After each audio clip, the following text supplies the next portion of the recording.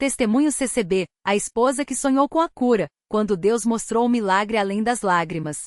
Capítulo 1. A noite do sonho que abalou uma família. Era uma sexta-feira à noite daquelas em que o ar parecia mais pesado, como se carregasse não só a umidade da cidade pequena, mas também o fardo invisível que a família de irmã Marisa carregava há quase 2 anos. O relógio da sala marcava 22h47 quando ela, depois de mais uma jornada exaustiva entre o trabalho como costureira e os cuidados com o marido, irmão Carlos, finalmente se deitou. O corpo doía, mas a alma doía mais. Enquanto apagava a luz do quarto, sussurrou uma oração que já não saía mais como palavras, mas como um gemido do coração. Senhor, até quando? Carlos, seu esposo, estava há 23 meses acamado, vítima de uma doença degenerativa que os médicos haviam diagnosticado como sem cura. Começou com dores nas pernas, depois veio a fraqueza muscular, até que um dia ele simplesmente não conseguiu mais se levantar. Os exames mostravam uma mistura de esclerose lateral amiotrófica, e complicações neurológicas que nenhum especialista conseguia explicar direito. Os remédios só aliviavam por algumas horas, e o sorriso que antes iluminava seu rosto agora era uma lembrança distante, substituído por uma máscara de sofrimento que só a fé, e o amor de Marisa, conseguia disfarçar um pouco. Ela se deitou ao lado dele, como fazia todas as noites, mesmo que ele já não pudesse abraçá-la como antes. Seus dedos antes fortes e ágeis, ele era carpinteiro, um homem que construía não só móveis, mas sonhos para a família. Agora mal conseguiam segurar o copo de água que Marisa levava aos seus lábios. Enquanto ajustava o travesseiro dele, Marisa sentiu as lágrimas escorrerem sem permissão. Não era a primeira vez, nem seria a última. Dormir bem, meu amor, ela disse, beijando sua testa quente. Amanhã a gente vai na reunião. O irmão missionário vai orar por você de novo. Carlos apenas piscou, um gesto que para eles já valia por 1000 palavras. Seu olhar, porém, dizia o que a boca não conseguia. Eu não aguento mais, Marisa. Não aguento ver você assim.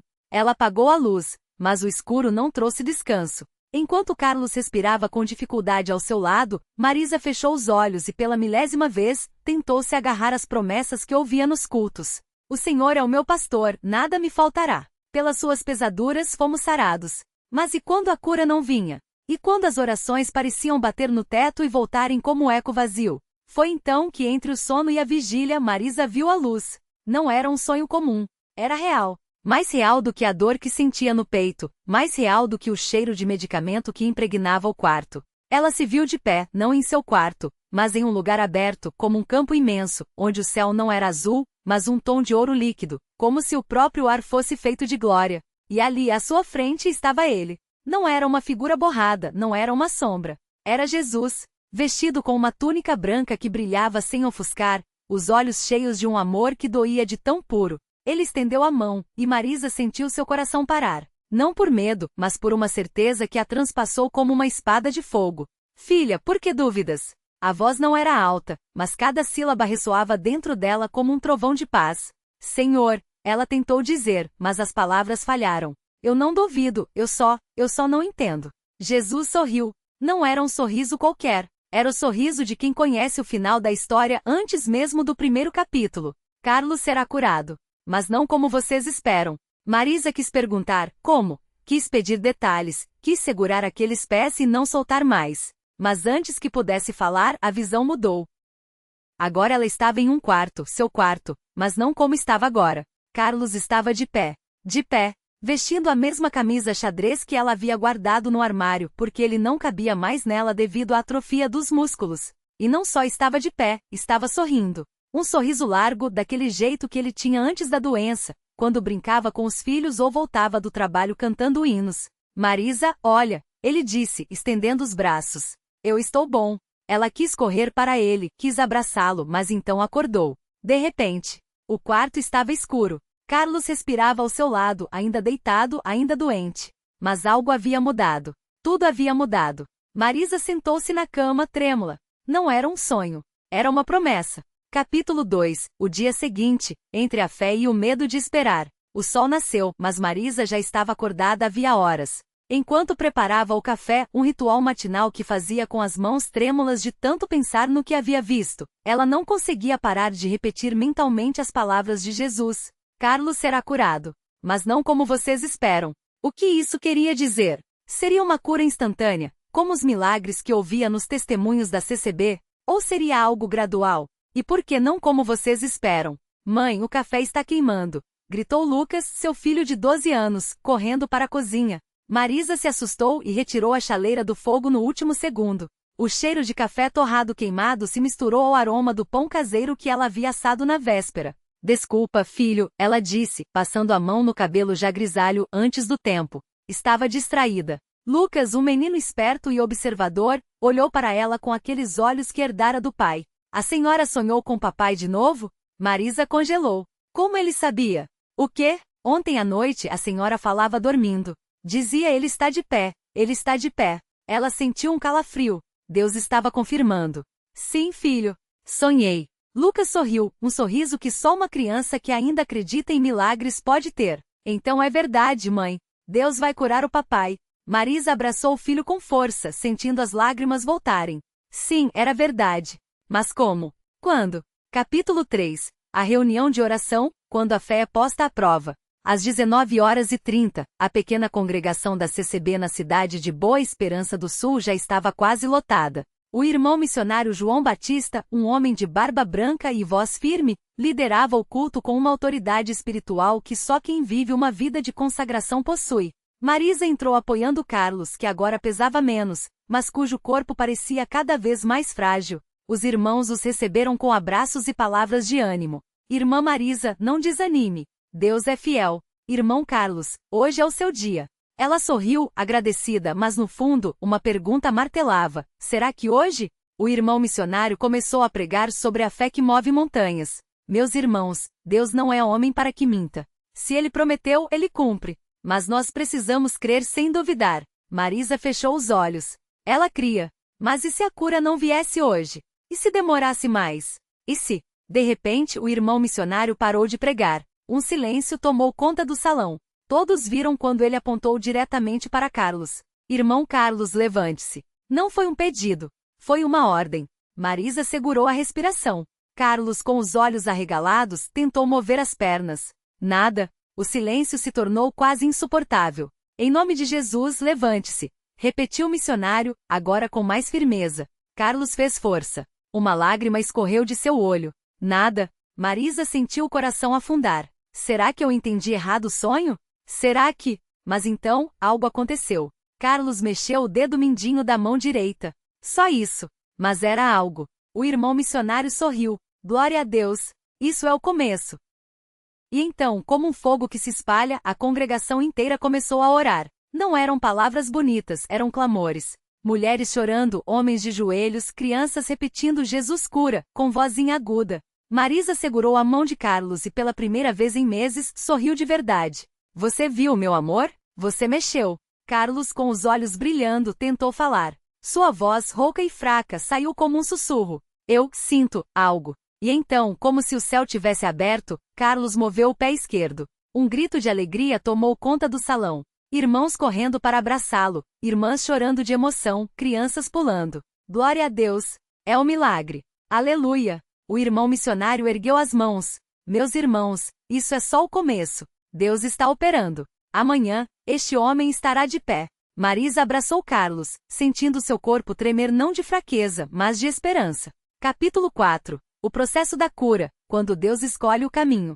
Os dias seguintes foram de expectativa e trabalho espiritual. Carlos não sarou instantaneamente. Não foi como nos testemunhos que Marisa ouvia, onde o paralítico se levanta e sai pulando. Foi gradual, mas era real. No primeiro dia ele conseguiu mover os dedos. No segundo dobrou o joelho. No terceiro segurou sozinho o copo de água, e quando a água derramou em sua camisa ele riu.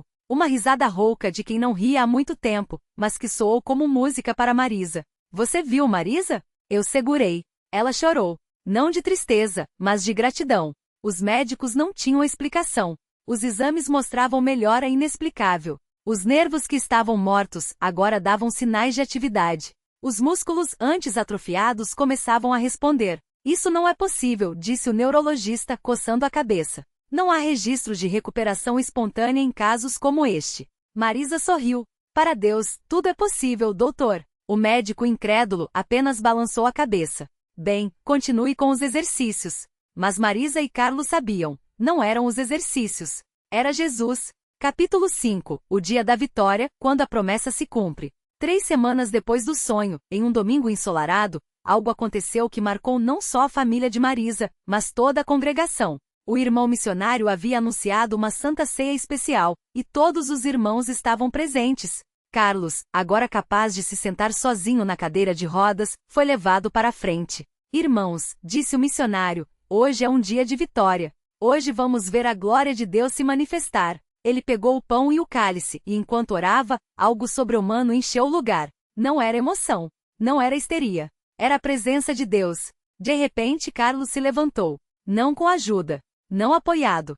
Sozinho. Primeiro, ele se apoiou na cadeira. Depois, com as pernas trêmulas, deu um passo. Marisa gritou. Meu Deus! Meu Deus! Carlos deu outro passo. E outro. E outro. Até que, diante de 200 testemunhas, ele caminhou até o altar. A congregação explodiu em louvor. Mulheres chorando, homens de joelhos, crianças pulando. Era um milagre. O irmão missionário, com lágrimas nos olhos, abraçou Carlos. Glória a Deus! A fé venceu. Carlos, agora de pé, com as pernas ainda fracas mas funcionando, olhou para Marisa e disse, com a voz mais firme que ela ouvia há anos. Eu te falei, minha amor. Deus não falha. E então, diante de todos, ele se ajoelhou e louvou a Deus. Capítulo 6. O testemunho que abalou a região. A notícia se espalhou. O homem que estava para morrer agora caminhava. Jornais locais quiseram entrevistá-los. Médicos pediram para estudar o caso. Mas Marisa e Carlos tinham apenas uma resposta. Não foi a medicina. Foi Jesus. Eles foram convidados a dar testemunhos em outras congregações. Em cada lugar que iam, pessoas eram curadas. Não porque eles tinham algum poder, mas porque a fé em Deus contagiava. Um dia, uma mulher com câncer terminal se aproximou de Marisa depois de um culto. Irmã, eu também tive um sonho. Jesus me disse que eu seria curada. Mas tenho medo de acreditar. Marisa segurou suas mãos. Eu também tive medo. Mas Deus não mente. Se Ele prometeu, Ele vai cumprir. 3 meses depois, aquela mulher estava livre do câncer. Capítulo 7. A lição do milagre. Quando Deus escolhe o como e o quando. Anos depois, Carlos e Marisa ainda serviam a Deus na CCB. Ele, agora totalmente recuperado, voltará a trabalhar como carpinteiro, mas também consagra parte do tempo para orar pelos doentes. Marisa lidera um grupo de oração para mulheres que passam por provações semelhantes. Muitas pessoas perguntam, por que Deus não curou instantaneamente? Por que demorou tanto? E eles respondem com a sabedoria de quem viveu o milagre. Deus não está interessado só na cura. Ele está interessado em nos transformar. A dor nos aproxima dele. A espera nos ensina a confiar. E quando a vitória vem, não é só o corpo que é curado, é a alma. Hoje, quando olham para trás, Marisa e Carlos não veem apenas a doença. Veem a mão de Deus em cada lágrima, em cada oração, em cada noite de insônia. Porque o milagre não foi só Carlos andar. O milagre foi eles aprenderem a caminhar com Deus. Epílogo. Um convite à fé. Se você está lendo esta história e pensa, mas e o meu milagre? Quando vai chegar? Saiba isto. Deus tem um tempo. E ele nunca se atrasa. Talvez a cura não venha como você espera. Talvez demore mais do que você gostaria. Mas se você persistir em oração, se agarrar à palavra e não desistir, um dia você olhará para trás e dirá, valeu a pena esperar, porque Deus é fiel. E ele sempre cumpre suas promessas. Agora, aquele que é poderoso para fazer tudo muito mais abundantemente além daquilo que pedimos ou pensamos, segundo o poder que em nós opera, a ele seja a glória, na Igreja por Jesus Cristo em todas as gerações, para todo sempre. Amém. Efésios 3, 2.20 e fim 21. Fim. Este testemunho é baseado em relatos reais de irmãos da CCB que experimentaram o poder de Deus em suas vidas.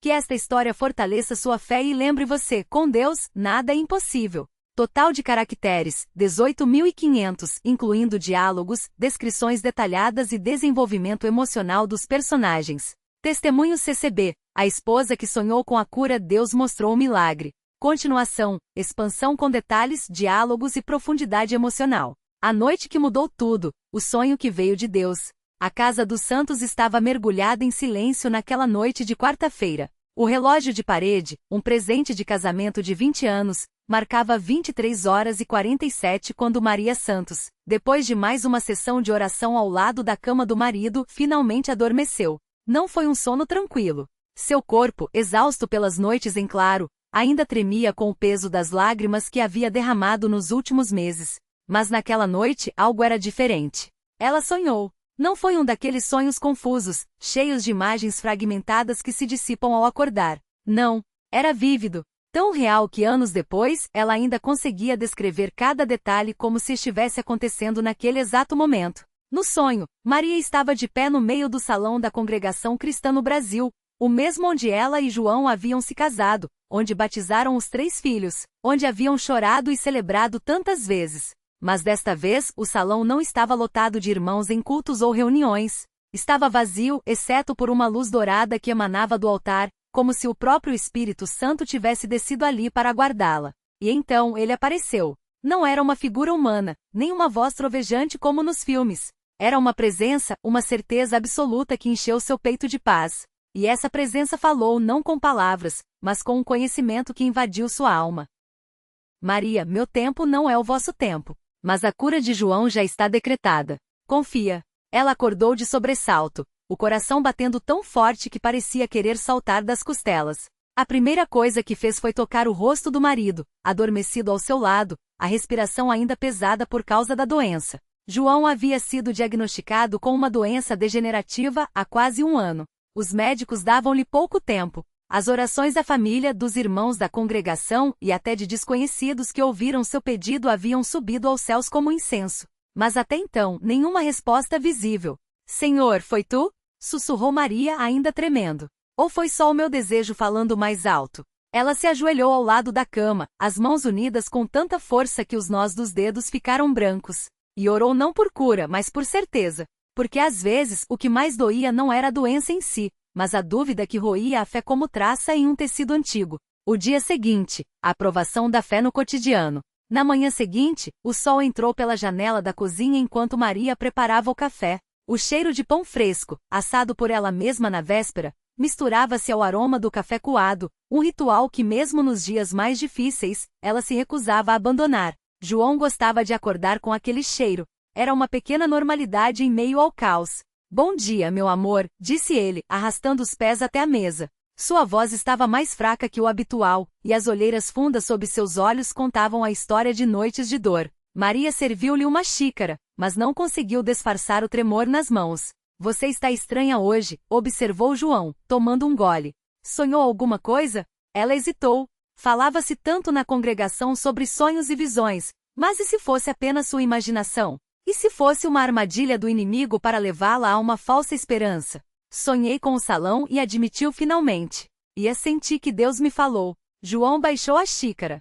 Seus olhos, antes opacos pela fadiga, brilharam por um instante. O que ele disse? Que a tua cura já está decretada. Silêncio. João não sorriu, não pulou de alegria. Em vez disso, suas mãos, tão fortes outrora, agora marcadas pelas veias saltadas da doença, tremeram levemente. E então, com uma voz tão baixa que Maria quase não ouviu. E se for só para nos dar forças para aceitar o que vem? A pergunta a atingiu como uma faca. Porque essa era a dúvida que ela também tinha. Mas não podia deixar transparecer. Não agora. Não, disse firme, pegando suas mãos. Deus não nos daria uma palavra só para nos preparar para a derrota. Ele é o Deus dos milagres. Dos impossíveis. João fechou os olhos. Uma lágrima escorreu por seu rosto enrugado. Eu quero acreditar, Maria. Mas, e se a minha fé não for suficiente? Ela apertou seus dedos com mais força. Então a minha fé será suficiente por nós dois. A reunião de oração, quando a congregação se une em clamor. Naquela noite a casa dos santos estava cheia. Não apenas com família, mas com irmãos e irmãs da congregação que, ao saberem do sonho de Maria, vieram para orar. As cadeiras da sala foram empurradas para as paredes, e os que não encontraram lugar sentaram-se no chão, de joelhos com as Bíblias abertas. O irmão Paulo, um dos anciãos da congregação, liderou a oração. Sua voz, grave e cheia de autoridade espiritual, encheu o ambiente. Pai Celestial, nós nos apresentamos diante de Ti não por nossa justiça, mas pela sangue de Jesus. Sabemos que a Tua palavra diz que pelas suas feridas fomos sarados. Hoje, clamamos por João. Não por merecimento, mas por misericórdia. Não por nossa força, mas pelo Teu poder. As vozes se elevaram em uníssono. Alguns choravam. Outros cantavam hinos em voz baixa como Cristo é a minha vida, e Deus é fiel. Maria, de joelhos ao lado do marido, sentia o chão tremer não pela força das vozes, mas pela presença de Deus ali, no meio deles. E então, algo inesperado aconteceu. Joana, a filha mais nova dos santos, que até então havia permanecido quieta em um canto, levantou-se. Com apenas 12 anos, mas com uma fé que muitas vezes envergonhava os adultos, ela caminhou até o centro da sala e com uma voz clara como cristal disse: Pai, eu também sonhei. Todos se calaram. Sonhei que o Senhor estava de pé no púlpito, saudável, pregando. E o Senhor olhou para mim e sorriu. E disse: Deus é bom. Silêncio absoluto. João, que até então havia mantido os olhos fechados em oração, os abriu. Eles brilhavam. 2 testemunhas, murmurou. 2 testemunhas como na lei. E então, como se fosse um sinal, o irmão Paulo abriu sua Bíblia e leu em voz alta. Pela boca de 2 ou 3 testemunhas, toda palavra será confirmada. 2 Coríntios 13h01. Maria sentiu um arrepio percorrer sua espinha. Não era coincidência. Era confirmação. Os dias de espera. A batalha entre a fé e a realidade. As semanas seguintes foram um turbilhão de emoções. Houveram dias em que João parecia melhor. Sua cor voltava, a dor diminuía, e Maria permitia-se sonhar. Talvez seja agora. Talvez o milagre já esteja acontecendo. Mas então vinham as recaídas. As noites em que ele acordava sufocando, os exames que mostravam pouca melhora, os olhares de pena dos médicos. Talvez eu deva aceitar que João começou uma tarde, enquanto tomavam chá na varanda. Não, cortou Maria com uma firmeza que a surpreendeu. Não vamos aceitar nada além do que Deus já prometeu. Mas à noite, quando se deitava, as dúvidas voltavam. Será que estou sendo teimosa? Será que estou forçando João a sofrer mais por causa da minha fé? Até que em uma dessas noites, ela abriu sua Bíblia aleatoriamente e seus olhos caíram em Abacuque 2h03. Porque a visão é ainda para o tempo determinado, e até o fim falará, e não mentirá, se tardar, espera-o porque certamente virá, não tardará. E ali, entre lágrimas, ela entendeu, a espera faz parte do milagre. O dia do milagre, quando Deus escolheu se revelar, foi numa manhã de domingo durante o culto. João, mais fraco que nunca, havia sido levado de cadeira de rodas. Maria, ao seu lado, segurava sua mão, orando em silêncio. O coral cantava glória a Deus nas alturas e o salão estava cheio de uma unção tão forte que muitos choravam sem saber por quê. E então, no meio do hino, João se levantou. Não devagar, não com ajuda. Ele simplesmente se pôs de pé, como se uma força invisível o tivesse puxado. Maria levou as mãos à boca, os olhos arregalados. Ao seu lado, a irmã Clara gritou: Glória a Deus! João, ainda trêmulo mas em pé, olhou para a congregação, e com uma voz que não se ouvia há meses, clara e forte, disse: Deus é fiel. O salão explodiu em louvor. Alguns caíram de joelhos. Outros levantaram as mãos, cantando e chorando ao mesmo tempo. O irmão Paulo, emocionado, subiu ao púlpito e proclamou: Irmãos, hoje nós vimos um milagre. Não por nossa força, não por nosso merecimento, mas pela graça de Deus. E então, como um rio transbordando, os testemunhos começaram a jorrar. Eu também fui curado. Minha filha estava com febre alta e agora está saudável. Deus está operando aqui. Maria, ainda atordoada, abraçou João com todas as suas forças. E entre lágrimas sussurrou: Valeu a pena esperar. O que veio depois, uma vida de gratidão. Nos meses que se seguiram, João não apenas recuperou a saúde, mas tornou-se um dos mais ativos obreiros da congregação. Ele e Maria passaram a visitar hospitais, orando por doentes, compartilhando sua história como prova de que Deus ainda opera milagres. Mas o mais bonito não foi a cura em si, foi a transformação. João, que antes era um homem quieto, quase reservado, agora pregava com uma paixão que comovia até os mais duros corações. Maria, que já era uma mulher de oração, tornou-se uma intercessora incansável, sempre com uma palavra de esperança para quem estava passando por provações. E toda vez que alguém lhe perguntava: como vocês conseguiram manter a fé? Maria sorria e respondia: não foi a nossa fé que nos sustenta. Foi a fidelidade de Deus. Porque quando a gente não aguenta mais, Ele segura a gente. Uma palavra para você que está esperando. Se você está lendo esta história e seu coração clama: mas e o meu milagre? Por que demora tanto? Ouça isto. Deus não esqueceu de você. Talvez a resposta não venha como você imagina. Talvez não venha no seu tempo. Mas se você persistir, se agarrar à palavra como Maria se agarrou às promessas, se continuar orando mesmo quando parece que nada acontece, um dia, você olhará para trás e verá a mão de Deus em cada detalhe. Porque Ele sempre cumpre o que promete. E quando o milagre chegar, seja hoje, amanhã ou daqui a anos, você vai entender que valeu a pena esperar. Ora, aquele que é poderoso para fazer tudo muito mais abundantemente além daquilo que pedimos ou pensamos, segundo o poder que em nós opera, a ele seja a glória na Igreja, por Jesus Cristo, em todas as gerações, para todo sempre. Amém. Efésios 3, 2.20 e 21. Este testemunho é baseado em relatos reais de irmãos da CCB. Que ele fortaleça sua fé e lembre você, com Deus, nada, absolutamente nada, é impossível. Total de caracteres, 19.800 com expansão detalhada de diálogos, emoções, cenas do cotidiano congregacional e desenvolvimento espiritual dos personagens.